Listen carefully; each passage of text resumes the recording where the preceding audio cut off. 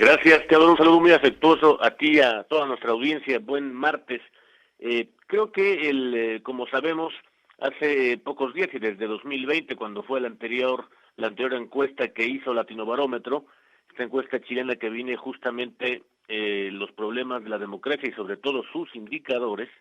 ya nos hablaba desde ese año 2020 que uno de los principales problemas tenía que ver con el poco aprecio que los ciudadanos sienten por la democracia y también que sus vehículos principales, los partidos, son malos resolviendo justamente las contradicciones y todas esas dificultades que entraña la vida pública ya convertida en democracia representativa. Y sin embargo, creo que esas son las formas de gobierno, por fortuna yo diría, las democracias representativas predominantes hoy en el mundo. Como sabemos, porque se basan en decisiones que son tomadas por representantes que deciden todo aquello que los ciudadanos deben hacer y también lo que no pueden hacer, al mismo tiempo que los coaccionan para que acaten esas decisiones. También sabemos que el significado de la representación política, es el actuar con el mejor interés del público, en el reto sobre todo de garantizar que los gobiernos funcionen precisamente con base en los intereses de las sociedades, o se supone, y no en los propios o solo de cierto grupo de interés. Es que se realizan con esos propósitos constantes reformas al Estado, muy concretamente reformas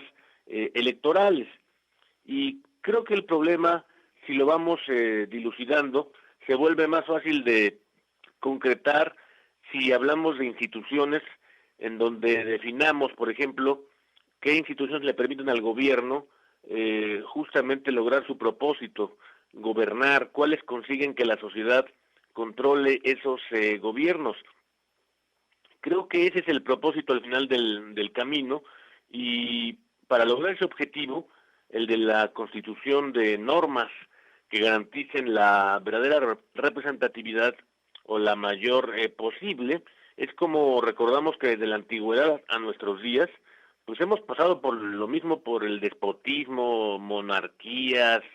incluso ahora mismo con los problemas que implica la democracia, hasta llegar a la fórmula que todavía, reitero, por fortuna tenemos, que es la del gobierno representativo. Y ese gobierno representativo me parece que en 2024 la corriente dominante, el partido dominante y su coalición, el López Obradorismo, pues practicó, como sabemos, un procedimiento muy aburrido, salvo por algunas ideas sueltas que vimos, es verdad, de uno de sus aspirantes, del ex canciller Marcelo Ebrard, y de sus conferencias de medios convertidas en denuncias, justamente porque su objetivo es estirar todo lo que le sea posible esa liga de la confrontación, justamente porque ante ese insuficiente esfuerzo suyo, que solamente se ubicó en esa parte del mundo de la política que son las élites, lo que busca ahora es negociar con el presidente, y no necesariamente con la próxima ganadora de la encuesta López Obradorista, porque sabemos que en medio de ese enorme pastel que es el reparto del nada menos que ellos están en el poder político, en la cima, en esa cúspide, pues son un montón de cargos públicos los que él tiene también que asegurar para los suyos, además de que él también necesita fuero por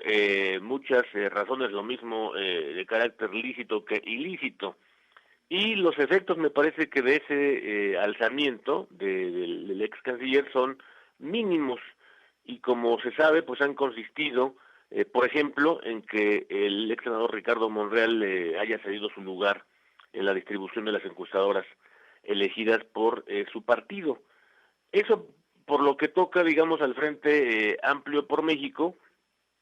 Quizá la sorpresa, desde luego, desde el punto de vista del mundo de la política, responde a Beatriz Paredes, que desde luego es una pieza con enorme profesionalismo, tiene 50 años de practicarle el mundo de la política con esa malicia y profesionalismo, pero también con una larguísima trayectoria y biografía,